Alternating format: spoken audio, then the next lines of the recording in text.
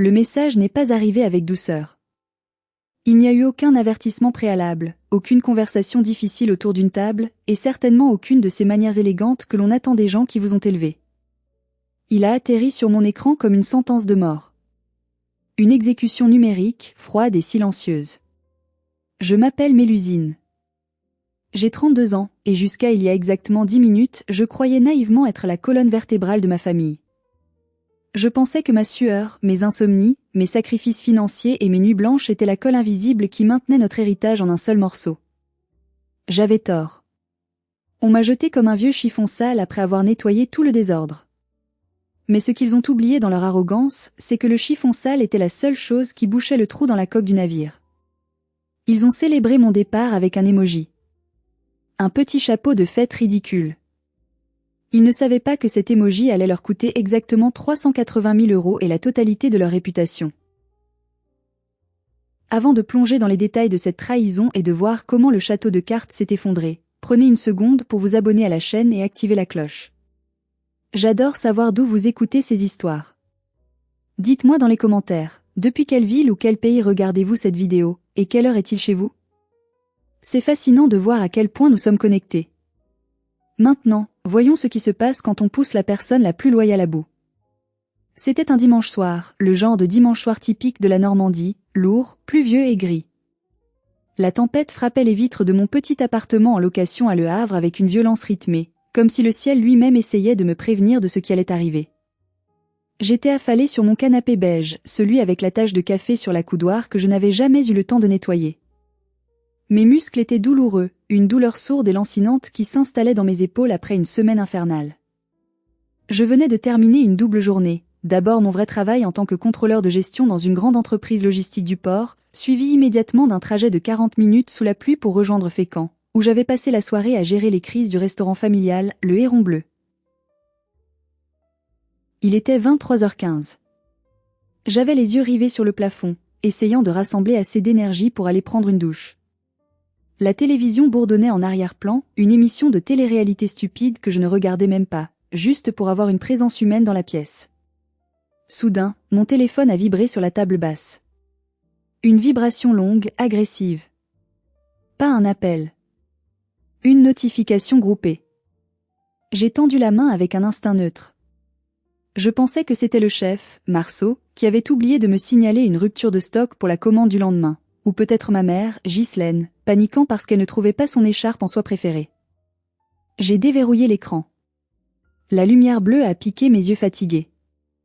C'était une notification du groupe WhatsApp familial, ironiquement nommé « La famille Héron ». Le message venait de mon père, Rodolphe. Je l'ai lu une fois. J'ai cligné des yeux, frotté mes paupières lourdes et je l'ai relu. Les mots ne changeaient pas. Ils me fixaient, noir sur blanc, tranchant comme des lames de rasoir. Il avait écrit « Mélusine, après avoir discuté longuement avec ta mère et Oriane, nous avons réévalué la structure de gestion du restaurant. Nous avons décidé que tes services ne sont plus requis ici. Ton approche est trop rigide et ne correspond plus à la nouvelle vision que nous voulons développer. Tu devrais prendre tes distances. Oriane reprendra la gestion financière dès demain matin. Pas de « bonsoir ». Pas de « comment vas-tu » et surtout, absolument aucun « merci ». Rien. Juste une instruction clinique, froide, administrative, pour m'expulser d'un espace que j'avais tenu à bout de bras, financièrement et émotionnellement, pendant 3 années longues et épuisantes. Je me suis redressée, mon cœur martelant contre mes côtes comme un oiseau piégé dans une cage trop petite. Mes pouces ont survolé le clavier. Je voulais taper 1000 choses. Je voulais hurler. Je voulais demander, c'est une blague? Je voulais lister tout ce que j'avais fait pour rien que cette semaine, la renégociation du contrat d'assurance, le paiement en urgence du fournisseur de légumes avec ma propre carte bleue parce que le compte pro était à sec, le règlement du conflit avec le syndicat des serveurs. Mais avant que je puisse taper une seule lettre, j'ai vu les 3 petits points dansant indiquant que quelqu'un d'autre écrivait. J'ai attendu. C'était ma mère. Sûrement, elle allait adoucir le coup. Sûrement, elle allait intervenir et dire « Rodolphe, tu es trop dur, on ne parle pas comme ça à sa fille. » Ou peut-être « Mélusine, viens dîner demain, on va t'expliquer. » Les points ont disparu. Ghislaine n'a rien écrit. Le statut est passé à « vu ». Son silence était plus lourd que n'importe quelle insulte qu'elle aurait pu me lancer. C'était un silence qui confirmait sa complicité. Elle n'était pas confuse. Elle n'était pas surprise. Elle faisait partie du plan. Elle était d'accord pour me jeter au loup. Puis, le coup de grâce a atterri. Une notification est apparue sous le texte de mon père. Ma petite sœur, Oriane. La princesse de la famille. L'enfant doré. Elle n'avait pas tapé une défense. Elle n'avait pas posé une question choquée. Elle avait simplement réagi au message de licenciement de mon père avec un emoji. C'était l'emoji « chapeau de fête ». Le petit visage jaune avec un chapeau pointu et un sifflet, entouré de confettis. Suivi immédiatement d'un GIF animé d'une bouteille de champagne qui explose. J'ai fixé ce petit graphique minuscule. Un chapeau de fête pour mon licenciement. Une bouteille de champagne pour mon éviction. Ce simple symbole en disait plus que n'importe quel long paragraphe. Il me disait que mon départ n'était pas une triste nécessité économique pour eux. C'était une victoire. Ils ne me laissaient pas simplement partir. Ils célébraient mon absence. Ils fêtaient la fin de ma surveillance, la fin de ma rigueur, la fin de la seule personne qui leur disait non. J'ai senti un froid glacial m'envahir, partant du bout de mes doigts et se propageant jusqu'au centre de ma poitrine. Ce n'était pas de la tristesse. La tristesse est chaude, humide et désordonnée. C'était de la clarté. C'était glacé, chirurgical et tranchant. J'ai réalisé dans cette seconde précise que je me battais une guerre pour des gens qui espéraient secrètement ma défaite. J'étais le soldat qui défendait le château, et les rois et reines à l'intérieur me tiraient des flèches dans le dos. Je refusais d'argumenter. Je refusais de mendier pour une place que j'avais gagnée par des années de sacrifice. Ils pensaient que j'étais un obstacle ? Très bien. Je serais le vide. J'ai pris une profonde inspiration, inhalant l'air vicié de mon appartement, et j'ai tapé ma réponse. J'ai gardé ça simple, calme et définitif. J'en prends note. Je respecterai cette décision et je me retirerai entièrement de la famille et des affaires. Bonne chance avec la nouvelle vision.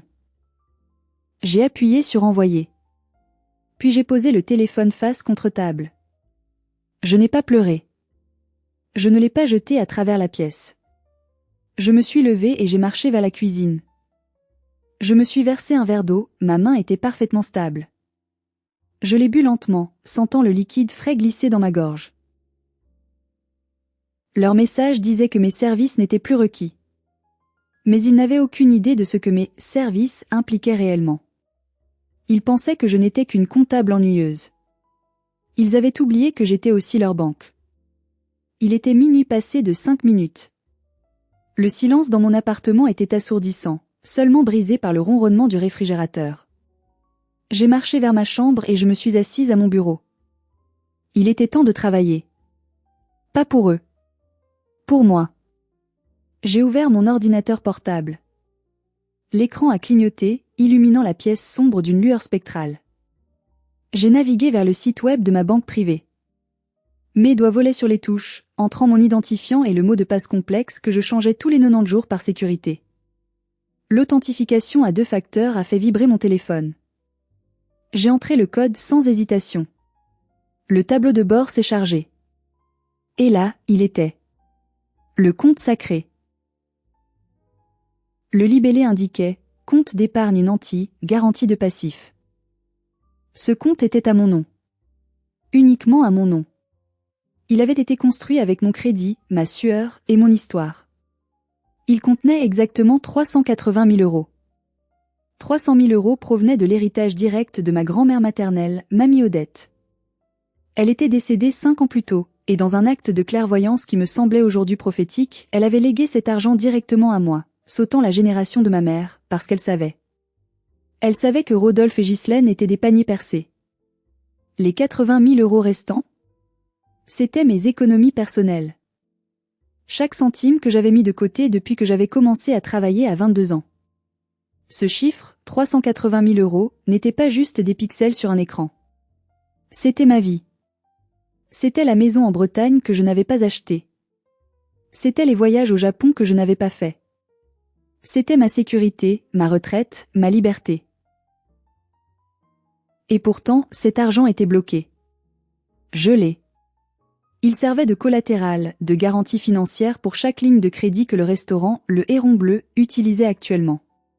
C'était la digue qui empêchait l'océan de dette d'engloutir l'entreprise de mon père. Grâce à ce nantissement, la banque autorisait un découvert massif de 300 000 € pour payer les salaires, les fournisseurs de marée, l'électricité et les caprices d'Oriane. J'ai regardé le solde. J'ai pensé à la maison que je voulais acheter l'année prochaine. J'ai pensé à ma liberté. Puis j'ai pensé à l'emoji chapeau de fête d'Oriane. J'ai cliqué sur l'onglet Gestion des garanties. Une fenêtre pop-up rouge est apparue. Attention. La révocation du nantissement entraînera la déchéance immédiate du terme pour les prêts associés. La banque exigera le remboursement intégral et immédiat des sommes dues par l'entreprise garantie. Cette action est irréversible. Voulez-vous continuer? J'ai fait une pause pendant exactement 1 seconde. Pas par hésitation, mais pour savourer le moment.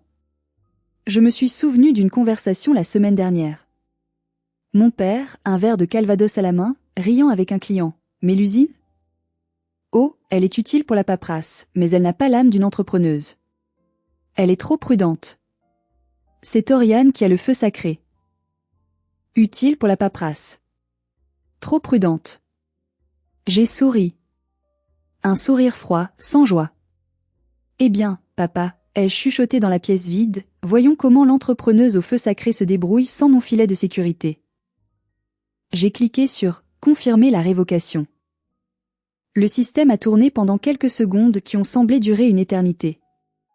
Puis, une coche verte est apparue. Transaction validée.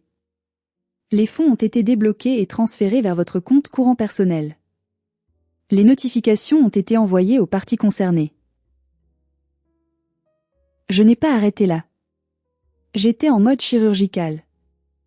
Je suis allé sur l'onglet des utilisateurs autorisés des cartes de crédit d'entreprise, que je garantissais personnellement.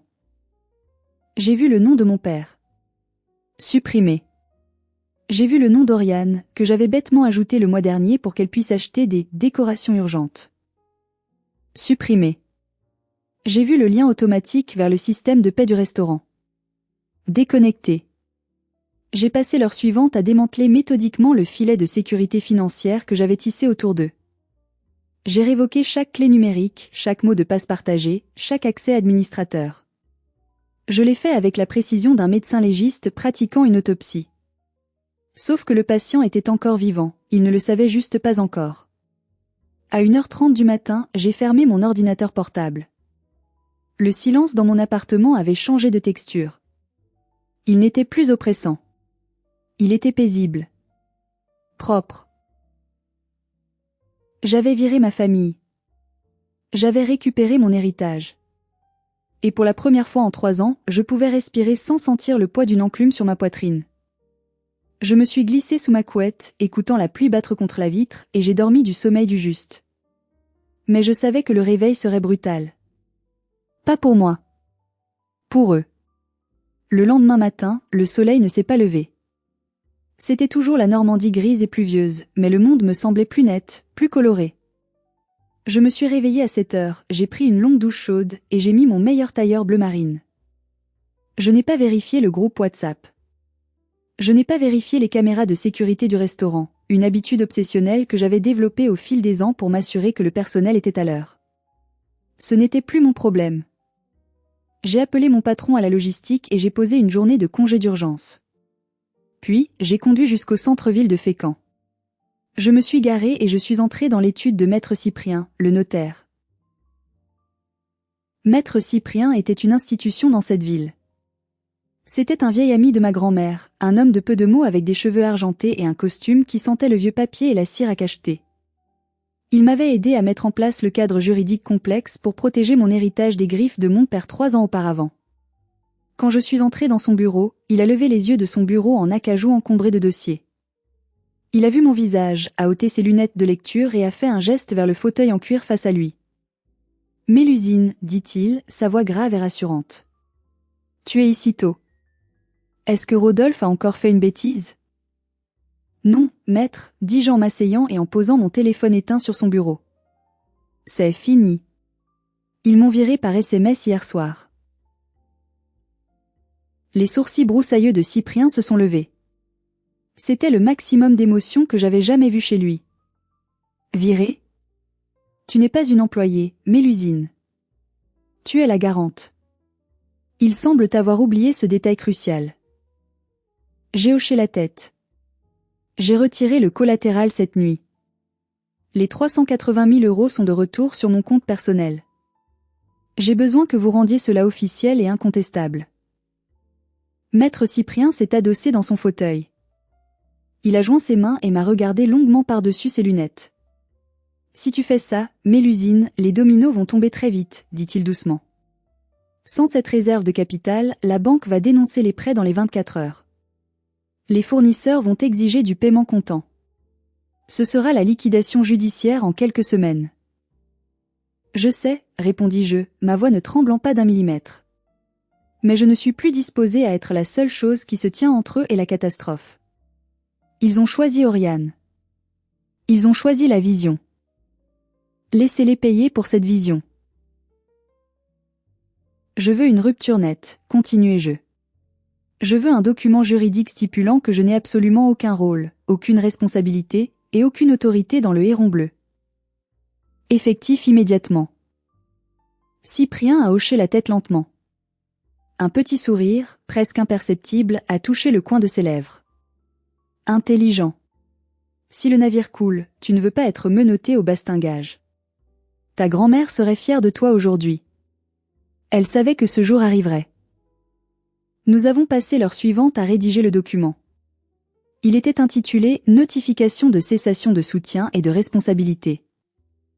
C'était froid. C'était professionnel. C'était brutal dans sa clarté. J'y déclarais que je mettais fin à tout rôle légal et financier.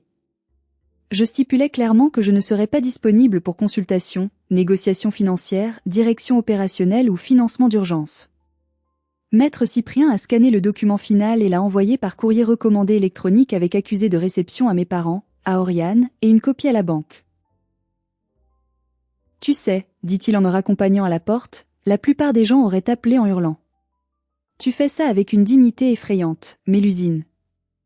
La dignité coûte cher. Au contraire, maître, répondis-je en ouvrant mon parapluie. Elle vient de me rapporter 380 000 €. Je suis sortie dans la rue. Il était 10 heures du matin. Je me sentais légère, comme si la gravité avait moins d'emprise sur moi. Je n'avais rien mangé depuis la veille. Je suis entrée dans une petite boulangerie face au port, j'ai commandé un café crème et un croissant au beurre. Je me suis assise près de la fenêtre, regardant les mouettes se battre contre le vent au-dessus des chalutiers. J'ai trempé mon croissant dans le café. C'était le meilleur petit déjeuner de ma vie. Et pour la première fois en 3 ans, je n'ai pas ressenti l'urgence de courir. J'étais libre. Mais alors que je savourais la dernière bouchée, mon téléphone, que j'avais rallumé, a commencé à vibrer sur la table en formica. Ce n'était pas un message. C'était un appel. Et ce n'était pas ma famille. C'était Monsieur Kermarek, notre plus gros fournisseur de fruits de mer. Et il n'appelait jamais pour dire bonjour. Pour comprendre pourquoi je pouvais savourer ce croissant avec une telle froideur pendant que le monde de mes parents s'apprêtait à brûler, vous devez comprendre dans quoi j'ai mis les pieds il y a 3 ans. Vous devez comprendre l'odeur d'un restaurant qui meurt. Il y a 3 ans, le Héron Bleu n'était pas juste en difficulté, il pourrissait sur pied.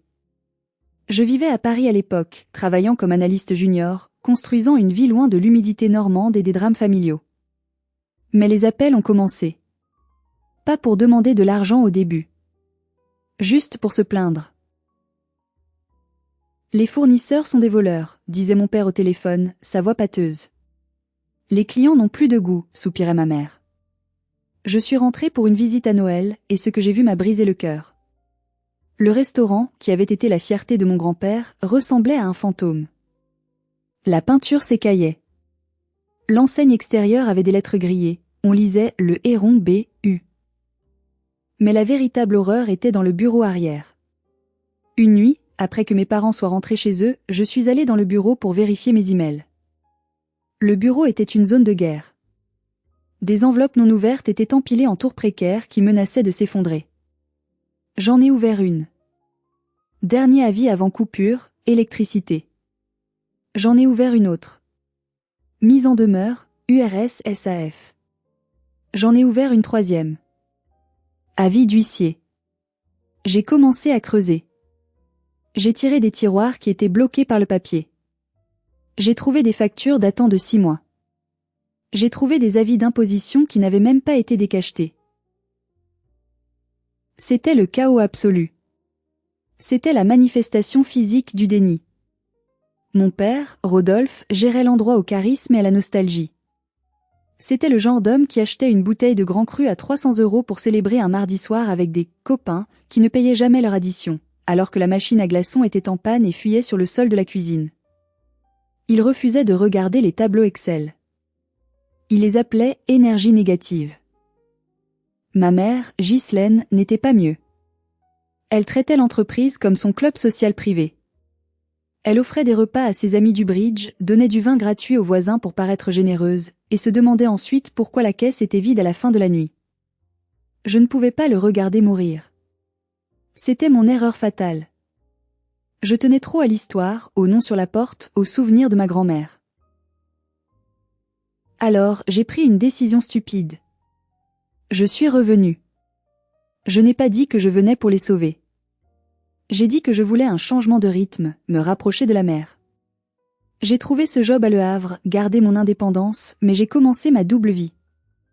Le jour, j'étais Mélusine la contrôleuse de gestion. La nuit, j'étais Mélusine la nettoyeuse. J'ai injecté 50 000 € de mes économies personnelles ce premier mois, juste pour arrêter l'hémorragie. J'ai payé la facture d'électricité pour que les lumières ne soient pas coupées pendant le service du réveillon. J'ai payé le fournisseur de marée qui menaçait de nous faire un procès. Je n'en ai pas fait tout un plat. Je ne voulais pas blesser l'ego fragile de mon père. J'ai juste payé les factures et classé les reçus. Quand le camion de livraison a recommencé à arriver à l'heure, Rodolphe a gonflé le torse. « Tu vois » m'a-t-il dit en tapant sur le comptoir. J'ai dit à ce type de se ressaisir. Il faut juste être ferme avec les gens, Mélusine. Tu apprendras. J'ai mordu ma langue jusqu'au sang. Je ne lui ai pas dit que la seule raison pour laquelle ce type était de retour était parce que j'avais viré 12 000 € depuis mon compte personnel ce matin-là.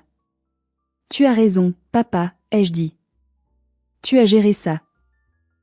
C'était le modèle. Il cassait tout. Je réparais tout. Et il prenait tout le crédit. Je pensais qu'avec le temps, il verrait ma valeur. Je pensais qu'il me remercierait. Quelle idiote j'étais. La situation s'est stabilisée grâce à moi. Le restaurant ne gagnait pas des millions, mais il ne perdait plus d'argent. Et c'est exactement le moment qu'a choisi Oriane pour revenir. Ma sœur Oriane a 26 ans. Elle est belle, charismatique et totalement allergique au travail acharné. Elle avait passé les 4 dernières années à se chercher à Paris, ce qui semblait principalement impliquer de prendre des photos de toast à l'avocat, d'essayer de devenir influenceuse mode et de demander de l'argent à nos parents pour son loyer dans le Marais.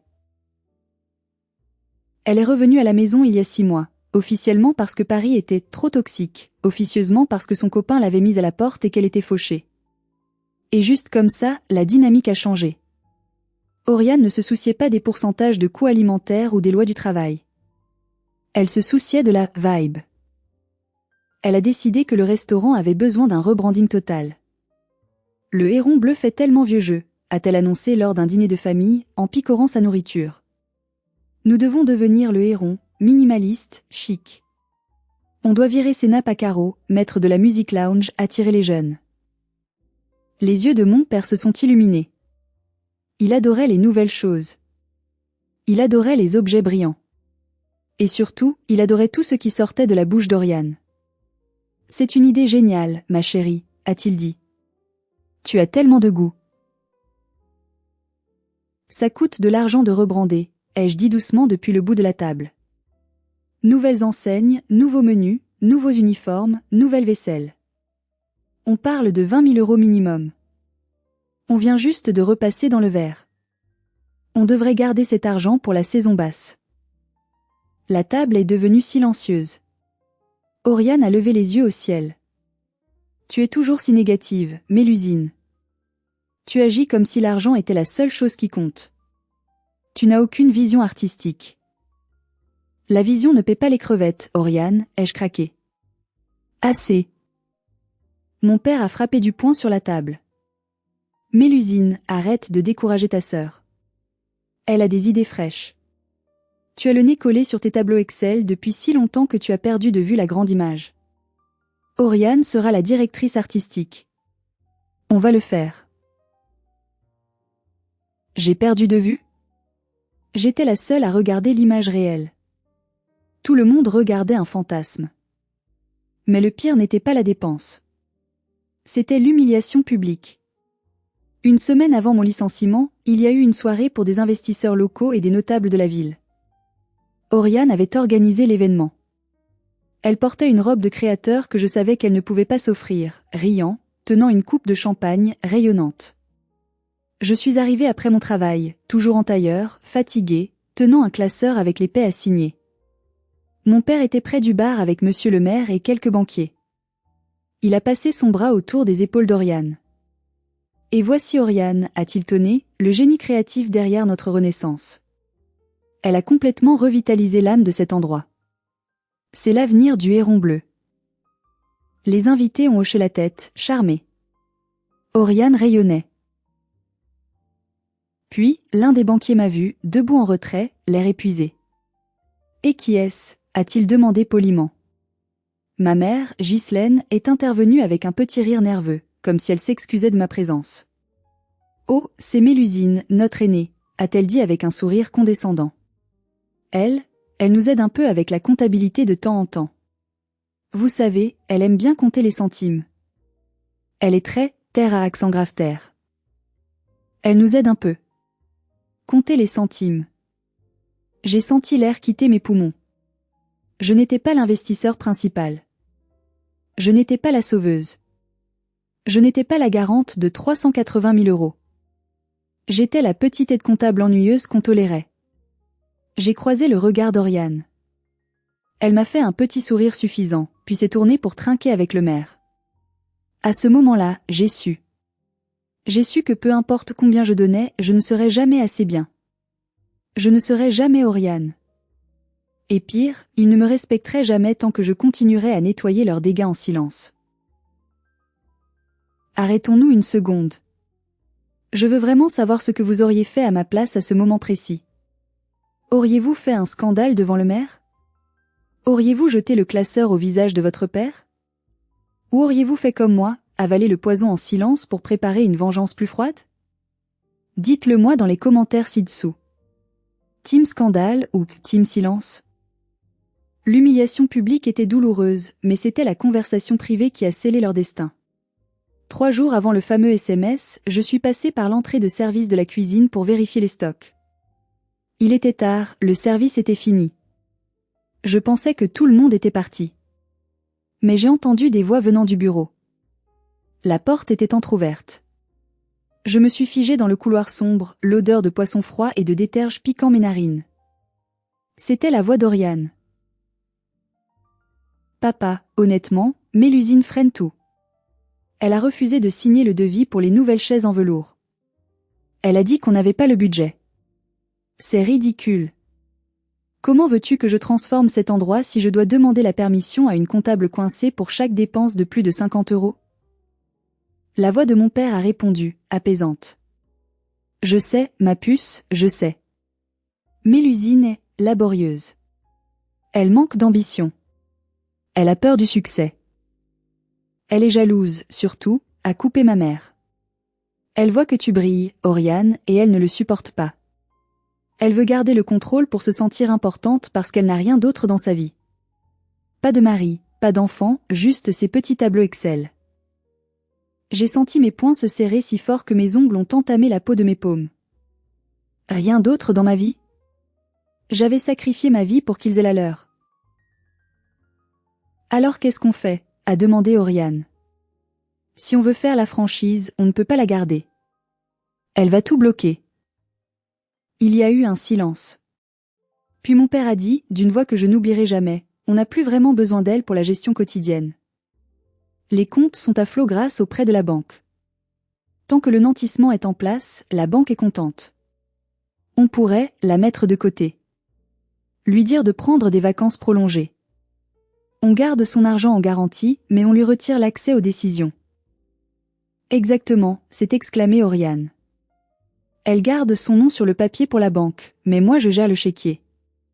C'est parfait. Je vais rédiger un message, a dit mon père. On lui enverra dimanche soir, quand elle sera fatiguée. Elle n'aura pas la force de discuter. Ils ont tous ri. Un rire léger, complice, comme s'ils planifiaient une surprise pour mon anniversaire et non mon éviction politique. Dans l'ombre du couloir, j'ai reculé lentement. Je n'ai pas fait de bruit. Je suis sorti par la porte de service, je suis monté dans ma voiture, et j'ai conduit jusqu'à chez moi en silence. Je n'ai pas mis la radio. J'écoutais juste le son de mon cœur qui se brisait et se recollait instantanément en quelque chose de plus dur, de plus pierreux. Ils pensaient que j'étais juste un portefeuille. Ils pensaient qu'ils pouvaient garder l'argent et jeter la fille. Ils avaient oublié une règle fondamentale de la banque. Quand vous virez le banquier ferme le coffre-fort.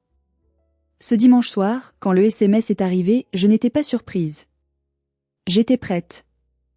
Et quand j'ai cliqué sur « Révoquer », ce n'était pas de la vengeance. C'était de la justice. Retour au présent. Lundi matin, dans la boulangerie. Mon téléphone vibrait. C'était Monsieur Kermarek. J'ai pris une gorgée de café, j'ai respiré un grand coup, et j'ai décroché.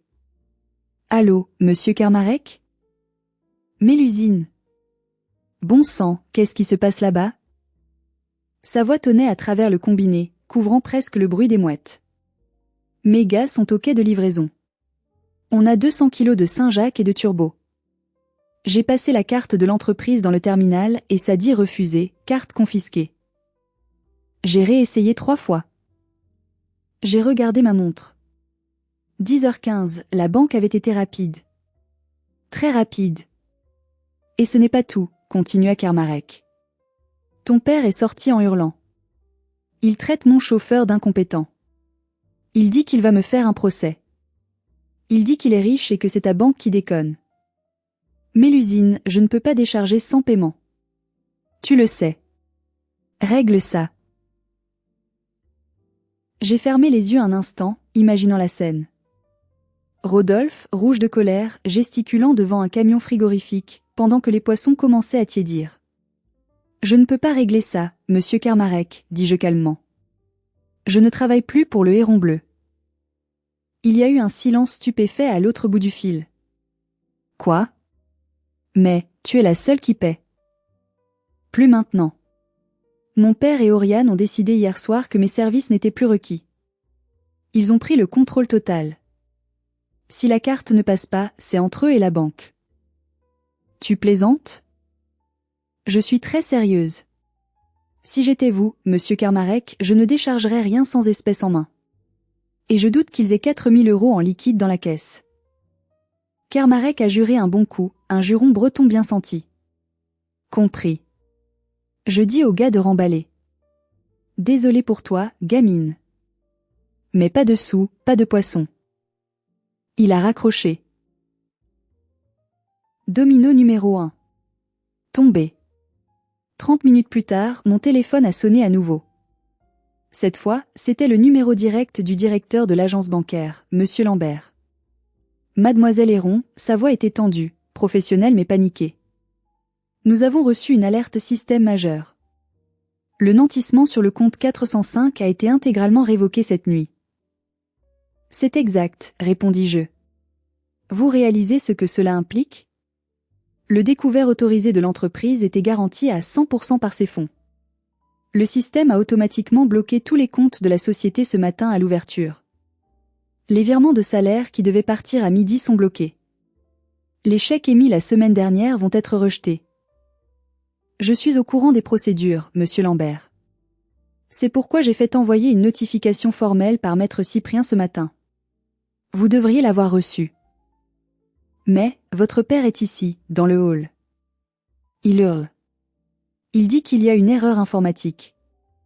Il exige de voir le directeur. Mademoiselle, sans ce collatéral, je dois exiger le remboursement immédiat de la dette courante, qui s'élève à... J'entendais le cliquetis d'un clavier. 284,000 €. Je vous souhaite bonne chance pour les récupérer, monsieur Lambert. Peut-être qu'Oriane a une vision pour payer ça.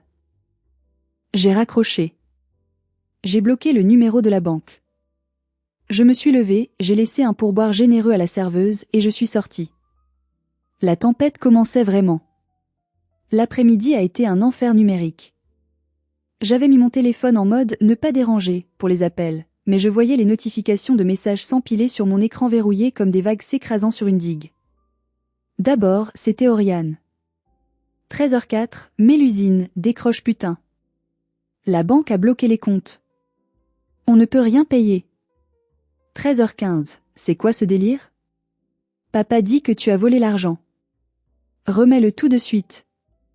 On a le service de ce soir. 13h40, tu nous ruines.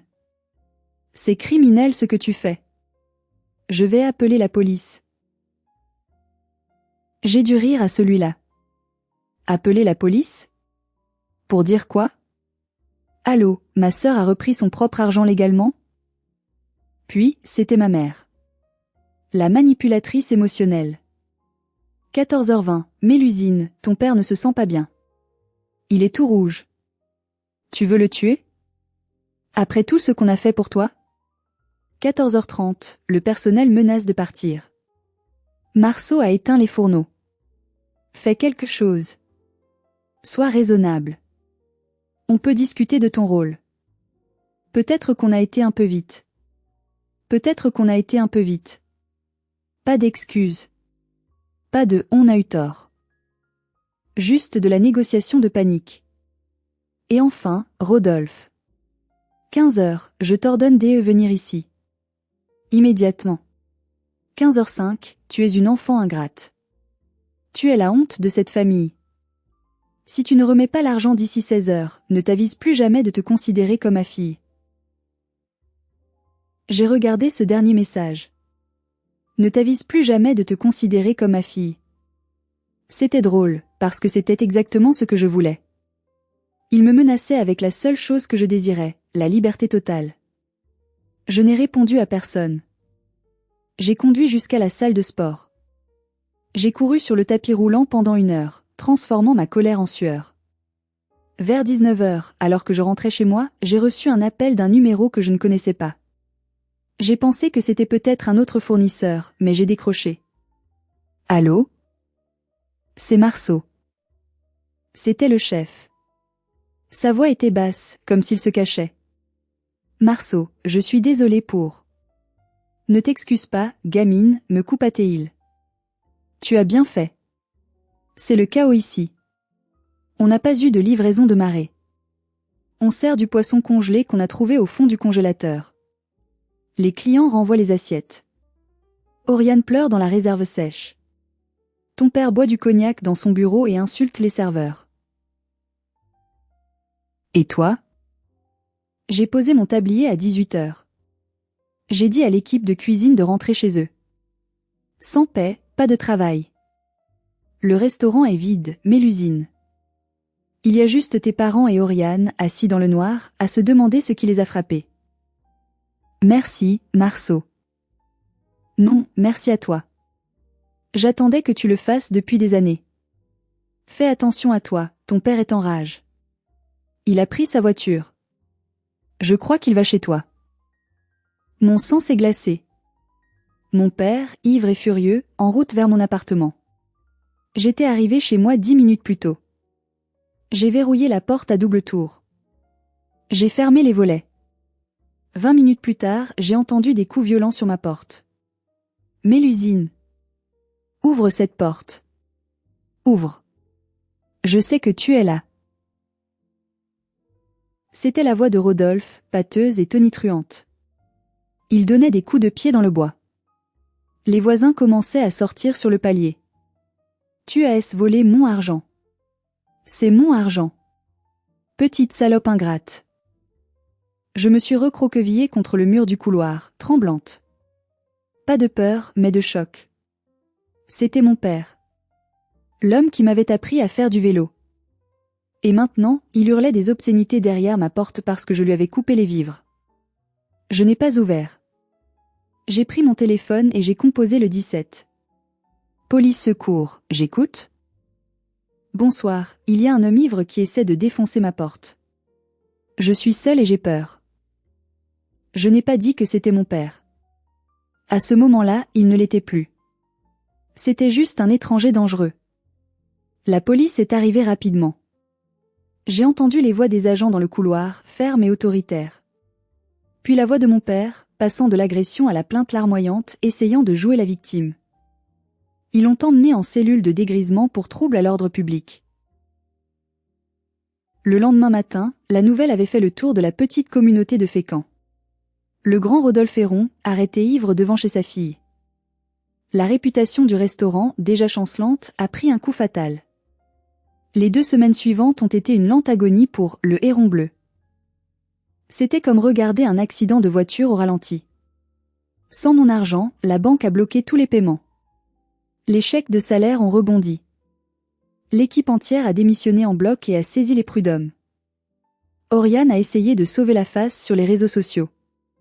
Elle a posté une vidéo sur Instagram, pleurant, avec un filtre beauté parfait, racontant comment sa sœur toxique et jalouse avait saboté l'entreprise familiale par méchanceté pure. Elle a essayé de lancer une cagnotte en ligne pour sauver le Héron. C'était une erreur monumentale. Les habitants de Fécamp n'étaient pas dupes. Ils connaissaient Marceau. Ils connaissaient les fournisseurs. Les commentaires sous sa vidéo ont été sauvages. Saboté ? Ta sœur a payé vos factures pendant 3 ans pendant que tu te dorais la pilule à Paris. Payez vos employés avant de demander des dons. Le karma, ma chérie. Le karma. Oriane a supprimé la vidéo après 4 heures. Pendant ce temps, j'ai maintenu un silence radio total. J'ai communiqué uniquement via Maître Cyprien. Chaque demande de mes parents, on a besoin de 5 000 € pour l'avocat, recevait la même réponse standardisée. Ma cliente n'a aucune obligation envers vous. Le coup de grâce est arrivé 1 mois plus tard. Le tribunal de commerce a prononcé la liquidation judiciaire. La banque a saisi le bâtiment du restaurant ainsi que la maison de mes parents, qui était cautionnée sur un autre prêt que je ne connaissais même pas. Ils ont tout perdu. Absolument tout. J'ai appris par Marceau qu'ils avaient dû vendre leurs meubles en chair. Ma mère a pleuré quand ils ont emporté son piano. Mon père est resté assis sur une chaise en plastique, regardant le vide, un homme brisé par son propre ego. Et Oriane ? Dès qu'il est devenu clair qu'il n'y avait plus d'argent à gratter et que la notoriété était devenue négative, elle a fait ses valises. Elle est retournée à Paris, squattant chez une vague connaissance, laissant nos parents gérer seuls le déménagement et la honte. L'enfant doré n'est resté que tant qu'il y avait de l'or. Dès que c'est devenu de la rouille, elle a disparu. 3 mois ont passé depuis cette nuit fatidique. Je vis toujours à Le Havre, mais plus pour longtemps. J'ai utilisé une partie de mes 380 000 € pour acheter une petite maison en pierre en Bretagne, face à la mer, loin de la grisaille de mes souvenirs. Je n'ai plus parlé à mes parents. Je sais qu'ils vivent maintenant dans un petit HLM en périphérie de la ville. Ils racontent à qui veut l'entendre que je suis une fille dénaturée qui les a ruinés. Ils ne mentionneront jamais le SMS. Ils ne mentionneront jamais le chapeau de fête. Ils ne mentionneront jamais les années où je les ai portés à bout de bras. C'est leur narratif pour survivre, et je leur laisse. Je n'ai plus besoin qu'ils reconnaissent ma vérité. Récemment, j'ai déjeuné avec Marceau. Il a l'air 10 ans plus jeune. Avec l'argent de ses indemnités, que j'ai aidé à sécuriser juridiquement, et un petit investissement de ma part en tant qu'associée silencieuse, il va ouvrir un petit bistrot le mois prochain. Pas de prétention, pas de vision chic, juste de la bonne cuisine et des comptes bien tenus. Il veut l'appeler la revanche. J'ai ri et j'ai suggéré l'indépendance. Parfois, tard le soir, je me demande si j'ai été trop dure. Est-ce que j'aurais dû leur donner un avertissement ? Est-ce que j'aurais dû laisser l'argent 1 mois de plus ? Mais ensuite, je repense à ce moment de clarté glaciale. Je repense à l'émoji d'Oriane. Je repense à la voix de mon père derrière ma porte. Il n'aurait jamais changé. Si j'avais laissé l'argent, il l'aurait drainé jusqu'au dernier centime, et j'aurais fini ruinée avec eux. En coupant le cordon brutalement, je ne les ai pas tués, je les ai juste obligés à affronter la réalité qu'ils fuyaient depuis des décennies.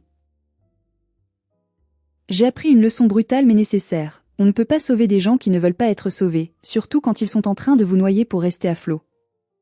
La famille, ce n'est pas le sang. C'est le respect. Et quand le respect disparaît, les obligations disparaissent aussi. J'ai perdu une famille, c'est vrai. Mais j'ai récupéré ma dignité, mon avenir, et 380 000 euros. Je pense que c'est un échange équitable. Et vous? Avez-vous déjà dû prendre une décision radicale pour vous protéger de votre propre famille? Avez-vous déjà été le banquier ou le sauveur qu'on jette une fois le travail fini? J'aimerais vraiment lire vos histoires. Écrivez-les dans les commentaires, je les lirai toutes. Si cette histoire de justice vous a plu, s'il vous plaît, mettez un j'aime et partagez-la. Parfois, il faut brûler les ponts pour empêcher les ennemis de nous suivre. Merci d'avoir écouté. Prenez soin de vous, et surtout, protégez vos arrières. Ваня считает вахуя комментарии? У тебя просто такое лицо испуганное. Чё там?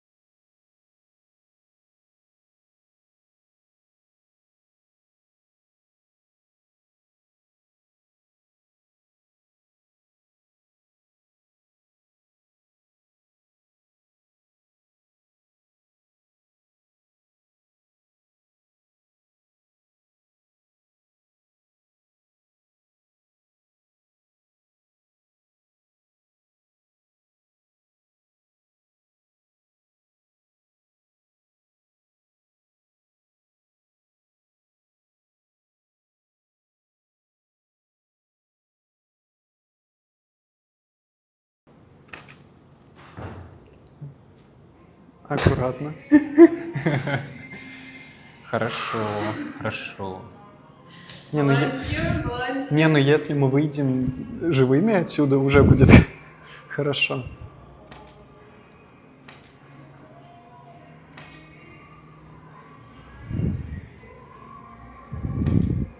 Но мне кажется, это совсем не белая тряпка.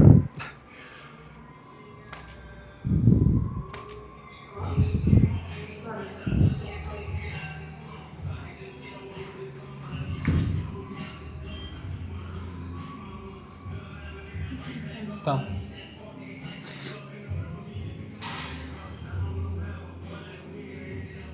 Ожидание реальности.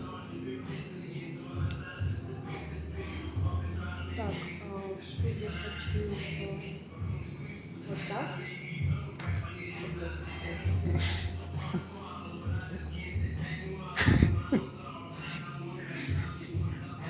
Всё? Что это? Почему они издеваются надо мной? Мне кажется, подходит шум. Да, Красиво нормально. будет. Нормально.